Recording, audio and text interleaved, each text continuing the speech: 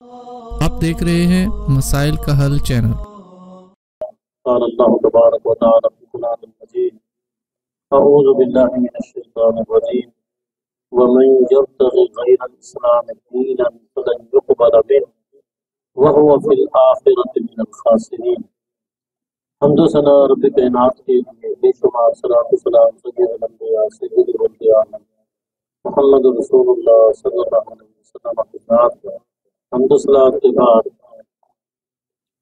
اللہ کا فرمان، جو شخص بھی تلاش کرے گا اسلام کے علاوہ کوئی اور دین فلن یقبل منہ، بس ہرگز نہیں قبول کیا جائے گا اس سے،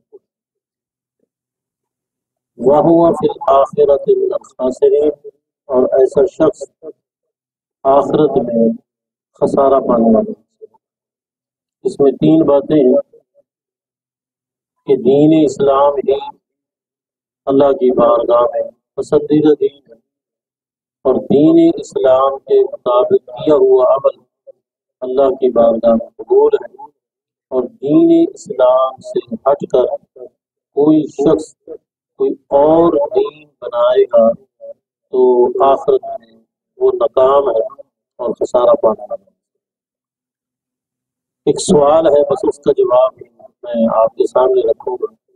سوال یہ ہے، کیا رسول اللہ صلی اللہ علیہ وسلم کے قول سے، نبی علیہ الصلوۃ والسلام کے فعل سے، اور نبی علیہ الصلوۃ والسلام کی تقریر سے یہ بات ثابت ہے کہ آپ نے کسی مہینے کے حوالے سے قولاً فعلاً تقریراً یہ بات کہی ہو کہ شادی بیاہ کرنا اس مہینے میں جائز نہیں ہے، پسندیدہ نہیں ہے، مفید نہیں ہے؟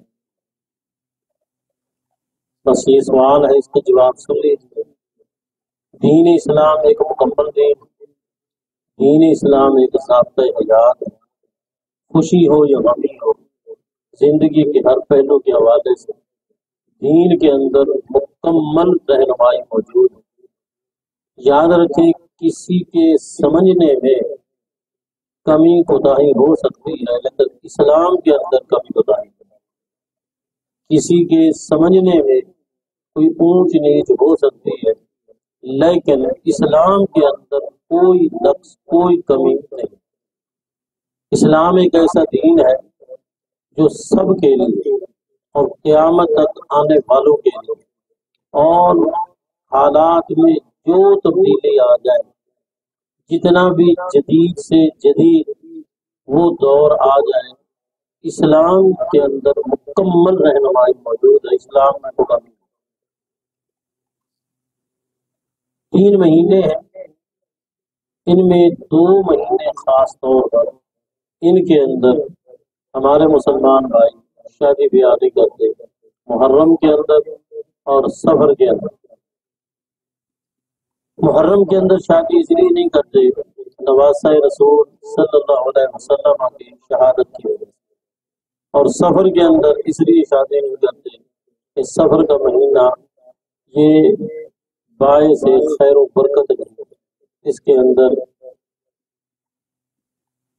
بہت سارے وہ آفات ہیں، بہت ساری مصائب ہیں، بہت ساری پریشانی ہیں، اس وجہ سے یاد رکھیں 12 مہینے نام اللہ نے رکھا، اور 12 مہینوں میں عبادت کے حوالے سے مکمل رہنمائی موجود ہے، اور 12 مہینوں میں گناہ اور ثواب کے حوالے سے بھی مکمل رہنمائی موجود ہے۔ کسی بھی مہینے میں شادی بیاہ کرنا رسول اللہ صلی اللہ علیہ وسلم نے نہ ناپسندیدہ قرار دیا ہے، اور نہ ہی نبی علیہ الصلوۃ والسلام نے ناجائز قرار دیا ہے، اور نہ ہی نبی علیہ الصلوۃ والسلام نے اس حوالے سے یہ کہا ہے کہ کسی مہینے میں شادی بیاہ کرنا وہ خیر و برکت سے خالی ہو۔ یہ آپ جانیں، اگر کسی میرے بھائی کے پاس کوئی قولی، کوئی فعلی، کوئی تقریری رسول اللہ صلی اللہ علیہ وسلم کی کوئی حدیث مل جائے تو میری اصلاح کر سکتے۔ آئیے سفر کے حوالے سے رسول اکرم صلی اللہ علیہ وسلم نے خود ایک شادی کی ہے جو خوبصورت اور سب سے زیادہ شان اور مرتبے والی شادی، اور وہ شادی ہے خدیجہ الکبریٰ رضی اللہ تعالیٰ عنہ، اور وہ رسول اللہ صلی اللہ علیہ وسلم سفر کے مہینے میں۔ اگر کوئی اس حوالے سے یہ بات ہوتی تو رسول اللہ صلی اللہ علیہ وسلم سفر کے مہینے میں شادی ہوتی۔ یاد رکھیں، صرف ایک حالت ہے جس میں شادی بیاہ کرنا جائز نہیں، صرف ایک حالت ہے، اس کا تعلق کسی دن کے ساتھ کسی مہینے کے ساتھ نہیں ہے، بلکہ وہ ایک حالت ہے، اور وہ حالت کیا ہے؟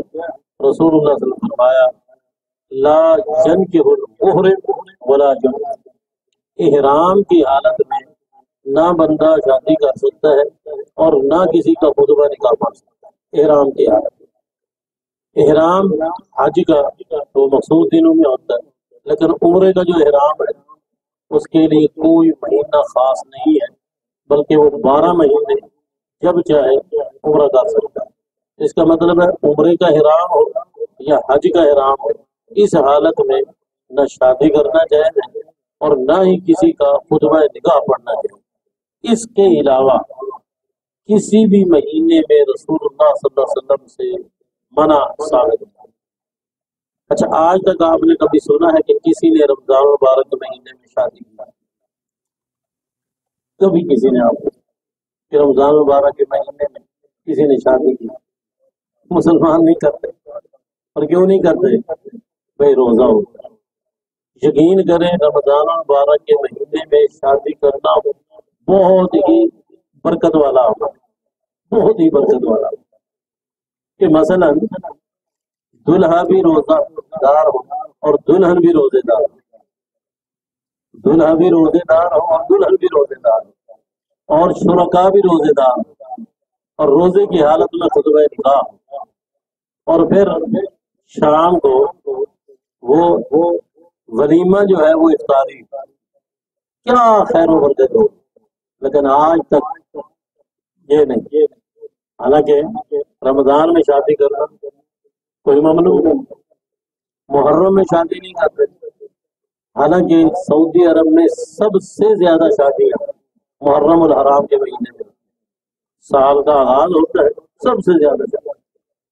ڈیرہ غازی خان میں ایک ساتھی نے جان بوجھ کے محرم کے مہینے میں اپنے بیٹے کی شادی کی، اور قرب و جوار میں رہنے والے وہ لوگ جو اس کو جائز نہیں سمجھتے، انہوں نے بات کی کہ یہ شادی کبھی بھی یہ اپائے تکمیل کو نہیں پہنچے، اس شادی میں کبھی خیر و برکت نہیں ہوگی، یہ جوڑے کے جہاں کبھی اولاد نہیں ہوگی، یہ جوڑا کبھی کامیاب نہیں ہوگا۔ یہ الفاظ تھے ان لوگوں کے جو محرم الحرام کے مہینے میں شادی بیاہ ہو جائے گا، لیکن اللہ کا کرنا ان اللہ علی کل شیء قادر، ان اللہ علی کل شیء قدیر، اللہ ہر چیز پر قادر ہے۔